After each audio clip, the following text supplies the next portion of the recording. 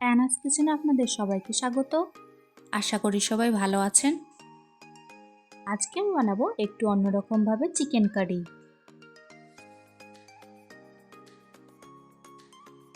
আমি আজকে 1 কেজি দেশি চিকেন নিয়েছি। ভালো করে ধুয়ে নিয়ে হলুদ গুঁড়ো, 1 টিস্পুন লঙ্কা গুঁড়ো, জিরে গুঁড়ো, ধনে গুঁড়ো,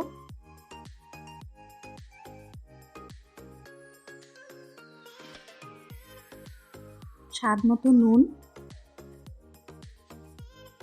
ও 1 টেবিলস্পুন তেল দিয়ে ভালো করে মেখে নেব। আজকের রেসিপিটা যদি আপনাদের ভালো লাগে, আমার চ্যানেলটিকে লাইক, শেয়ার, সাবস্ক্রাইব করে আমার পাশে থাকবেন। ভালো করে মেখে নিয়ে 30 মিনিটের জন্য ঢাকা দিয়ে রেখে দেব। মিক্সি জারে একটি টমেটো ও একটি পেঁয়াজকে পেস্ট করে নেব।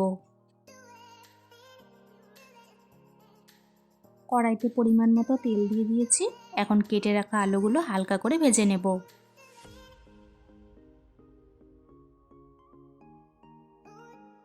আলুগুলো হালকা করে ভেজে নিয়ে একটি পাত্রে তুলে রাখবো।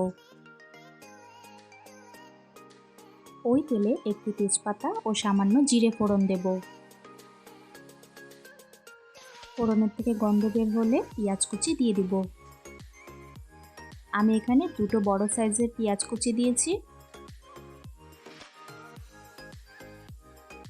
পেঁয়াজ লাল করে ভেজে নিয়ে 1 টিস্পুন আদা বাটা, রসুন বাটা ও স্বাদ মতো নুন দিয়ে ভালো করে নাড়াচাড়া করে নেব।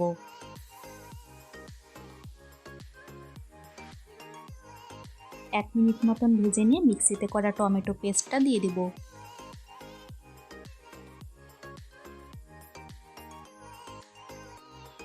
ভালো করে একটু সময় নিয়ে কষিয়ে নেব।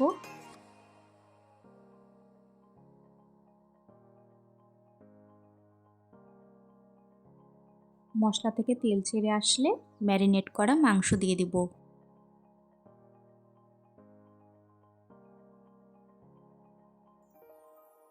এইভাবে দেশি চিকেন রান্না করলে সবথেকে বেশি স্বাদ হয়।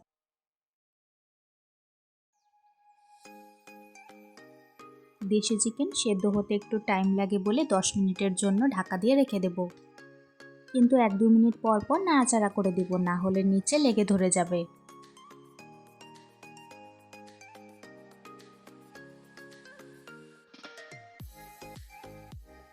মাংস 50% সেদ্ধ হয়ে আসলে ভেজে রাখা আলুগুলো ছেড়ে দেব।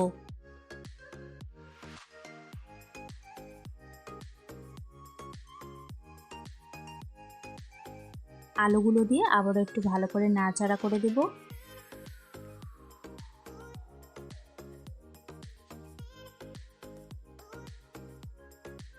আবারও 10 মিনিটের জন্য ঢাকা দিয়ে রেখে দেব।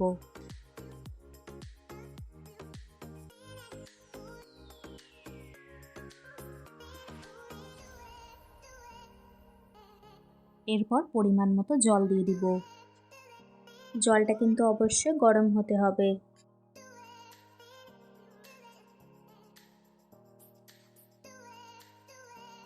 জল দিয়ে আবারও একটু নাড়াচাড়া করে নেব।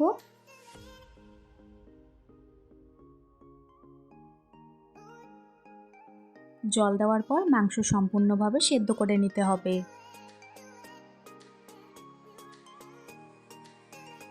নামানোর আগে 1/4 টিস্পুন গরম মশলা গুঁড়ো দিয়ে দিব।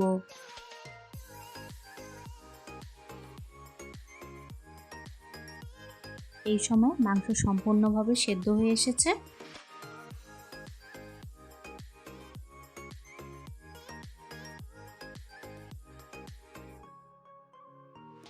ব্যাস তৈরি হয়ে গেল আমাদের আজকের রেসিপি, খুবই টেস্টি দেশি চিকেন কারি। রেসিপিটি কেমন লাগলো অবশ্যই কমেন্টসে জানিও। এই চিকেন কারি খেতে কিন্তু অসাধারণ হয়, তাই দেরি না করে আমার রেসিপিটি ফলো করে ঝটপট বানিয়ে ফেলুন। পোলাও, ভাত, রুটি, পরোটা সব কিছুর সাথে কিন্তু খুব ভালো যায়। আজকের ভিডিও দেখার জন্য আপনাদের সবাইকে অনেক ধন্যবাদ। সবাই খুব ভালো থাকবেন।